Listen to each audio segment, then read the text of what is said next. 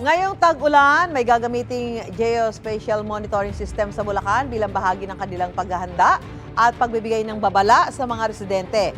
Kung ano yan, alamin sa unang balita ni Darlene Kai.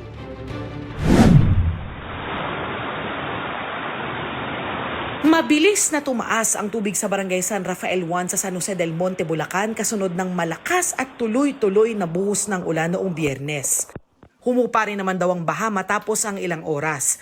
Pero hindi ito pangkaraniwang pangyayari dahil hindi naman daw kasama dati ang San Jose del Monte sa listahan ng mga lugar sa Bulacan na itinuturing na high risk sa pagbaha. Ayon sa Bulacan PDRMO, bukod sa San Jose del Monte ay nadagdag na ang mga bayan ng Maykawayan at Marilao sa mga binabantayan nilang lugar na may banta ng pagbaha. Very different ito sa mga experience noon. Kasi noon, ang inaabangan natin tubig lagi ay nanggagaling sa Pampanga River Basin.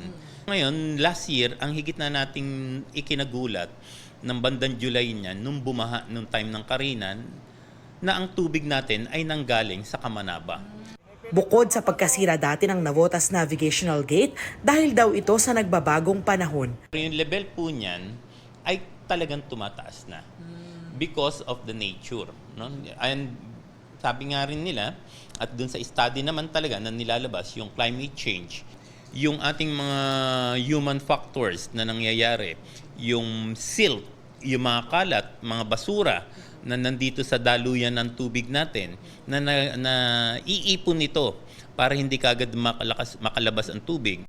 Handang-handa na raw sila gaya ng pagbili ng bagong disaster response and rescue equipment at vehicles. Unang beses din daw magagamit sa panahon ng tag-ulan ng kanilang geospatial monitoring system. Mula roon sa regular CCTV monitoring system, pagpasok ng rainy season ngayong taon, ito na raw makabagong geospatial map yung gagamitin ng Bulacan PDRMO. So sa pamamagitan nito, makikita natin yung weather situation sa Pilipinas gamit yung Pag-asa radar.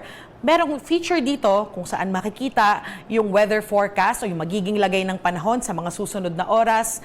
At bukod dyan, makikita rin natin yung live situation sa iba't ibang bahagi ng Bulacan, katulad ng mga ilog, ng mga kalsada, ng mga tulay, na malaki yung maitutulong lalo na kapag kailangan mong malaman kung saang-saang lugar na tumataas yung level ng tubig. Lagi raw may nakaantabay sa emergency hotlines ng PDRMO para sa sino mang mga kailangan ng impormasyon o saklolo sa panahon ng kalamidad sa Bulacan. Yan ang unang balita. Darlene Kai para sa GMA Integrated News. Gusto mo bang mauna sa mga balita? Mag-subscribe na sa GMA Integrated News sa YouTube at tumutok sa unang balita.